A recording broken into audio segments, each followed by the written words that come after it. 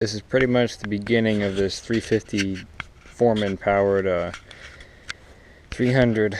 First thing I gotta do is I was gonna do a body lift just because it stretches my legs out, is more comfortable, and about everything else it's benefited from it. First, I have to cut the entire frame in half for the body lift and for the 350D or Foreman, whichever it is, and then weld it all back together. But before I do that, I have to put the motor into the frame and get the transfer case rigged up with the correct length of drive shaft and anything else, because I'd like to possibly run a 424 switch out one day. I have a homemade one that I didn't really ever finish, but it's the correct length. So I'll just be using it to figure this out. And I gotta cut here, so I can get rid of all these motor brackets. I'll try to leave that, 'cause that's an exhaust mount. And same on the other side. And then cut here. No, I'll cut here, because I believe this was a factory fan mount of some sort. Either that or it was plastic mud guards, but it's going to be a fan mount for me, probably, if it all works out. And then cut up here.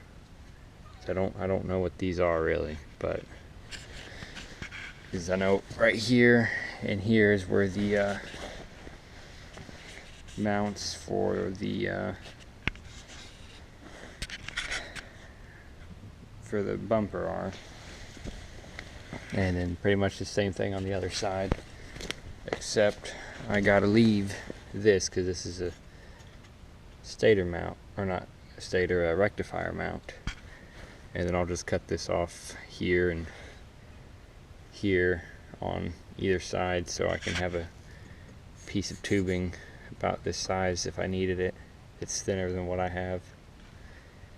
And then I'll get the rest of this skid plate off, whatever this thing is, and weld in this portion of it. And before I even bother to do that, I may need to cut this off and widen it just a little bit, but I don't know yet. It just depends how much room I have between the drive shaft and the frame.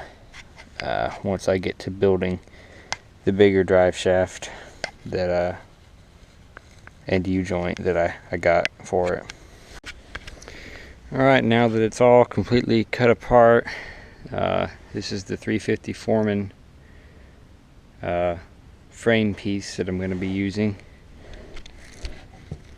And this is the original Honda 300 piece. Doesn't quite line up, but it's I'm sure I'll be able to put something in there to take up the space. And I